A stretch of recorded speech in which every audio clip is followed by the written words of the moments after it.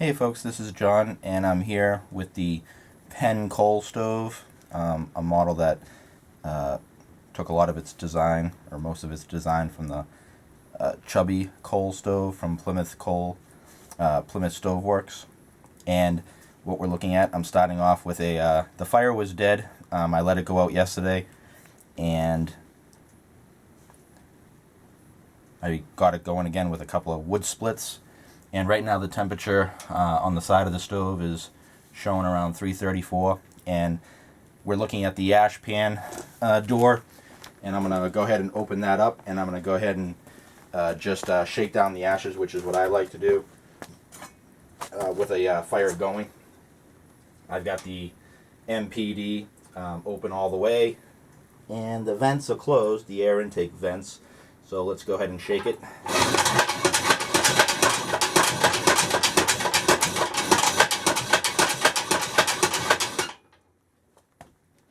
I meant to open the door so that we can see what shaking is all about.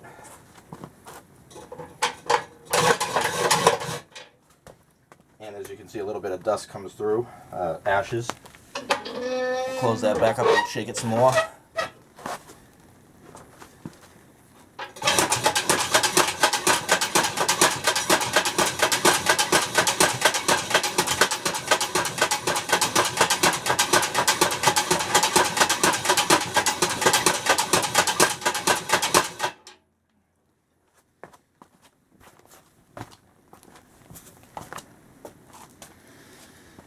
Okay, well, that was the workout, and I'll pick up the camera, and we will look at the temperature of the stove.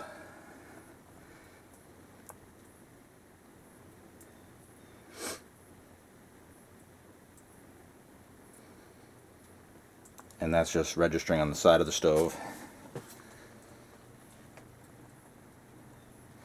with a magnetic coupler.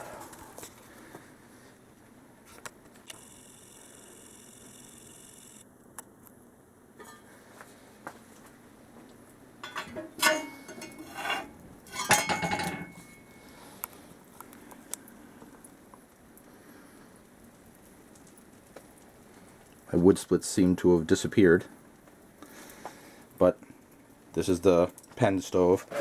Notice the angle iron in there, which I'm a fan of. I just think it's nice to have it preventing stuff going out the MPD right up the flue.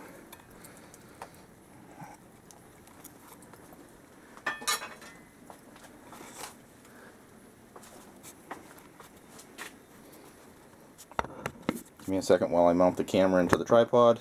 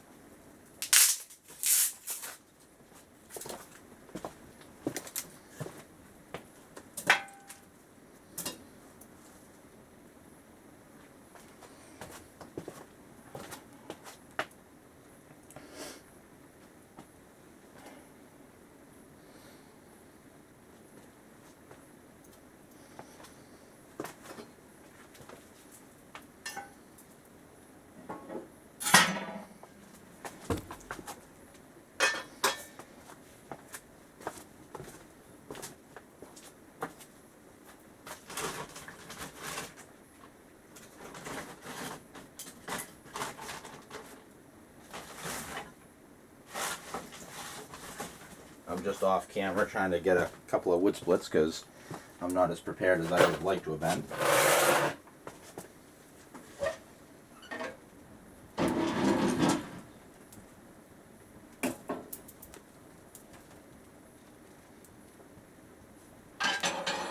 Take a little bit of the coal off the side of the rim.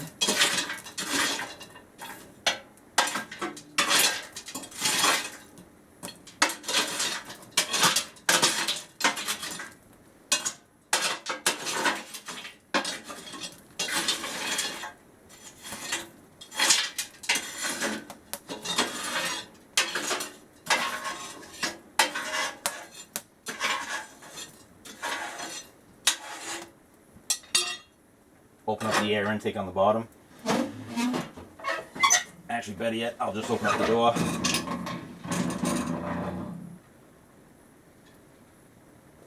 Get the fire going.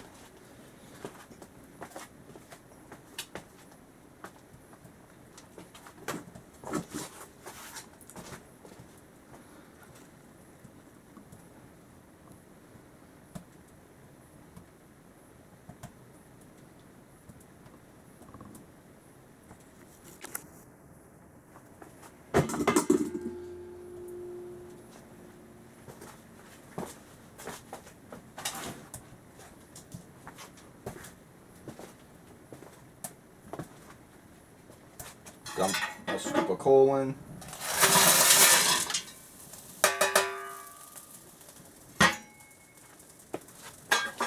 Temperature on the side of the stove is measuring 297 after, shaking the ashes, and the only thing that was lit in there was no coal lit in there that I'm aware of. It was just a couple of the wood splits for kindling.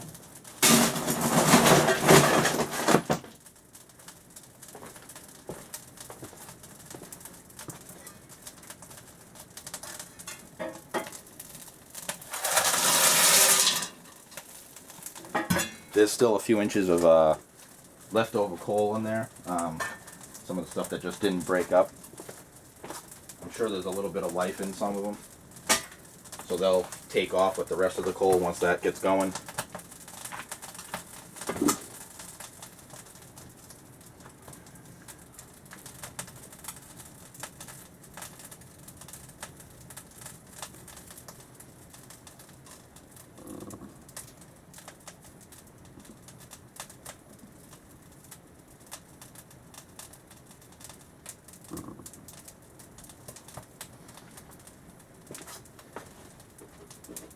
I'll take my little angle iron here, get between the grates.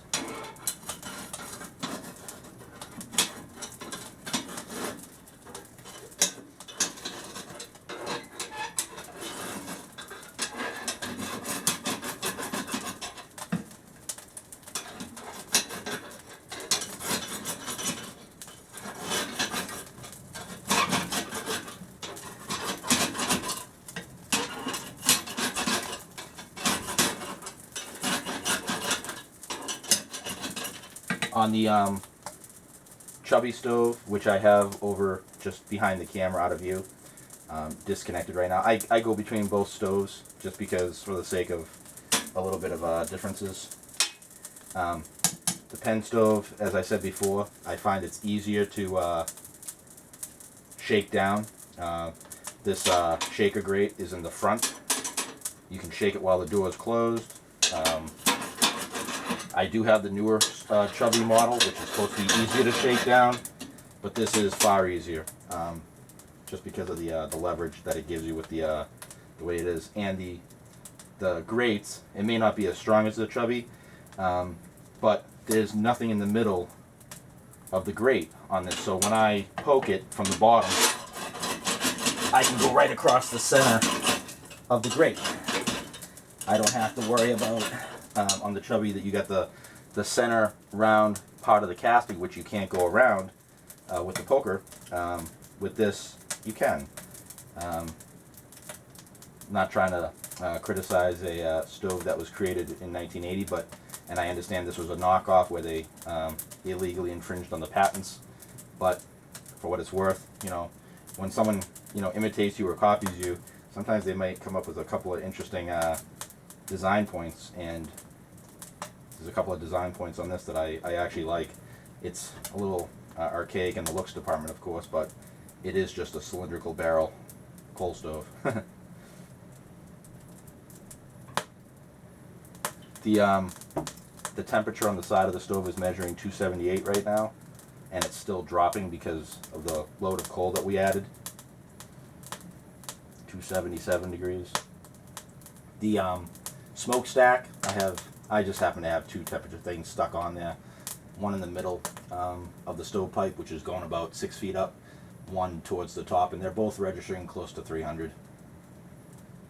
So that's the flue pipe, single wall black pipe almost 300 degrees.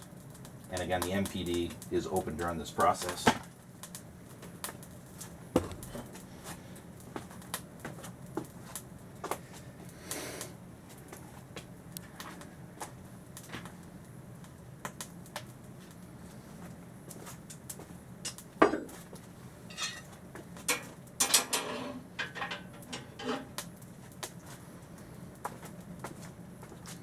Right now we're in a basement that's it's got a little over 7-foot ceilings, and it's approximately 35 by 25. Then attached to the old part of the house, I recently had it, not to digress, but I had it foamed, the rim joist foamed with the closed cell foam. What a difference. Right now it's a 40-degree day out in the Boston area. And like I said, I didn't have the stove really working all night long. It started fizzling out when I woke up at 5:30 this morning. And right now the temperature in the basement on a 40-degree day, this is just, typical foundation, concrete walls, and it's almost 78 degrees. Can't believe what a difference the insulation made.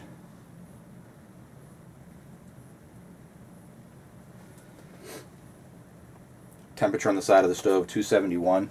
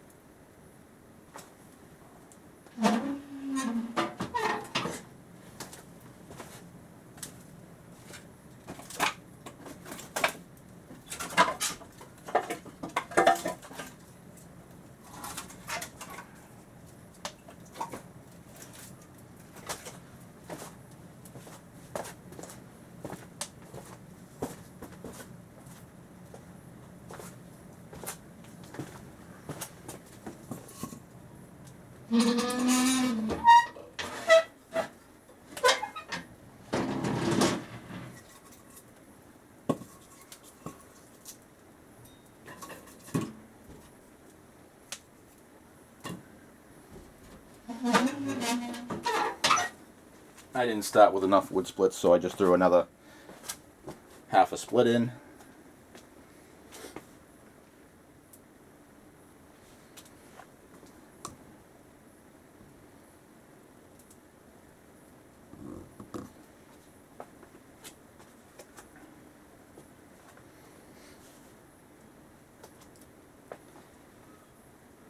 Of course, when I'm filming this, I'm doing one of the worst startups that I've done since I had the coal stove several years ago.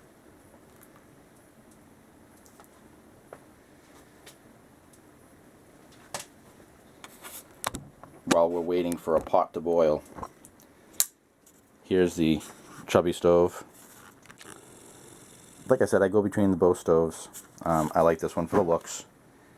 I do find it harder to shake down.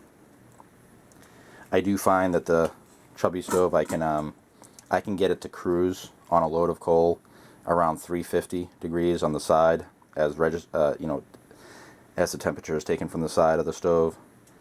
The Penn stove, I can close down the air in the front.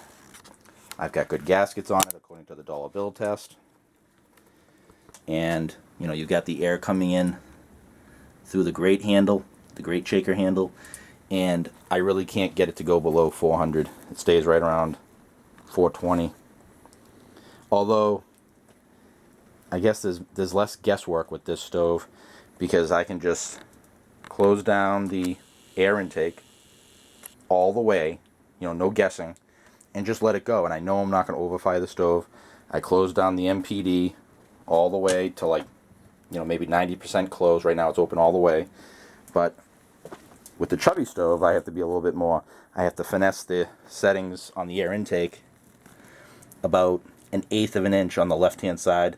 The left-hand side of the air intake opens a little bit more than the right side as you open it up. And while we're waiting for this thing to take off, I usually start off the season with a wood stove, and I have 2 Upland stoves. This is my Upland 27, This thing was really beat when I got it. It came from a farmhouse. I stopped using it as soon as I saw that my baffle had let go. I kind of had repaired it, and it lasted for, a season, but that's the upper top baffle inside the stove, and that has seen better days, so I stopped using it. Plus my wood pile, as seen over here, is starting to dwindle, and I use the wood exclusively upstairs now on the first floor. This house has 3 stories, and with the basement. The third floor is just an attic loft, which will turn into a living space. But right now I heat first floor, second floor, and just with this stove going, if the temperatures outside, even on a windy day, which we had some bitter temperatures, but even on a windy day, if the temperatures are at or above 32, just this stove going right here will maintain a temperature on the first floor. I don't know how it does it, but it literally maintains a temperature above 68. Like right now upstairs, the first floor with no heat on it at all, anywhere, like no furnace, no pellet stove going, which I have upstairs as well. It's at least 71 up there right now. I'm surprised because I haven't tried to allow the heat upstairs. I do have the door open going upstairs, which is about 35 feet away from the stove right now, and the heat just gets up there. I mean, this is a cloudy day. Even on a sunny day, it gets even warmer than 71. I don't know how. I did all the insulation myself on the upper floors, and I don't think I did that good of a job with just regular, 3.5-inch bat insulation, whatever it is, R11, R13, and it's just keeps the heat. I'm surprised.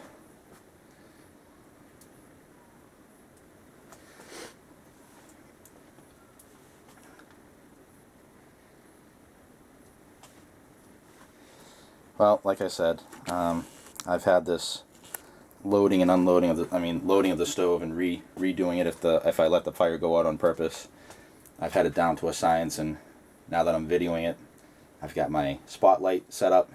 I've got the tripod set up. I vacuumed for everyone watching the video. I literally vacuumed the floors, although it may not look it, but I did. And this is the worst startup I've seen. I'm going on almost 18 minutes. And nothing much is happening. But, whatever. I'll post it anyways.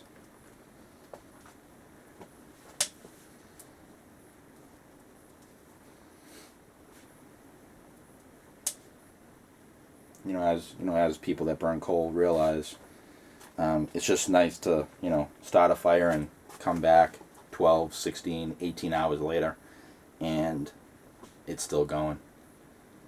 It's just it's nice. With a wood stove, you have to keep tending it, especially the Upland 27. I personally really am fond of the Upland stoves, which were made in the, late 70s, early 80s.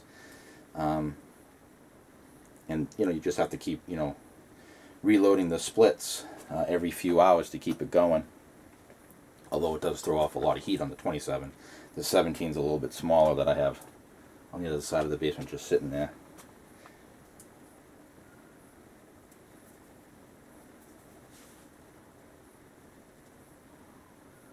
But that's why they say, when I've read some coal books, like the book, I forget who it's by, Peter Shelton or something like that, I don't know. But Coal Comfort. And as they say in the book, there's a reason why our forefathers, 100 years ago, they were buying coal when wood was free. I think that says a lot. Up here in the Boston area, bag coal is about $9, like $8.95 or $8.99 a bag for a 50-pound bag. That's a lot of money. I do this as a hobby because I like it, as a lot of you folks do with coal. It's just a good feeling when you have a 0-degree temperature out there with the wind blowing 20-25 miles an hour with a real feel of minus 15 or something, and just to have the coal fire going. It's just a nice feeling. So I could probably heat this area. This basement will eventually be turned into a family room when I have time and money, which I don't have any of right now. But when I do, I'll throw hydronic baseboard along the perimeter at least in an L shape around the area, and that'll be a a backup heat source, but only in worst case scenarios. I don't expect to use it that much, but I'll still burn coal, and I would probably burn it. I'd probably spend less money on the natural gas fired hydronic boiler with the the hydronic baseboard, but like I said, I like burning coal, and plus it's a workout, I suppose. Temperature on the side of the stove. It's now 20 minutes into the video, 21 minutes, and temperature on the side of the stove is 253.